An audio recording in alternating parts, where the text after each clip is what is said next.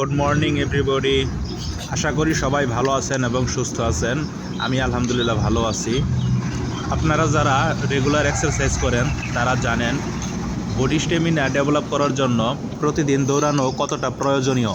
আর এই দৌড় শুরু করার পূর্বে আপনাকে অবশ্যই ভালোভাবে হাত পা বডি ওয়ার্ম আপ করে নিতে হবে, যাতে করে আপনি কোনো ধরনের ইনজুর না হন।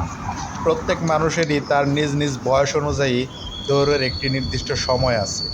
তো এই সময়গুলো যারা সামরিক বাহিনীতে বা ডিফেন্সে চাকরি করছেন তারা অবশ্য জানেন। আমি পরবর্তী ভিডিওতে আপনাদেরকে এই সময় সম্পর্কে ধারণা দেওয়ার চেষ্টা করব।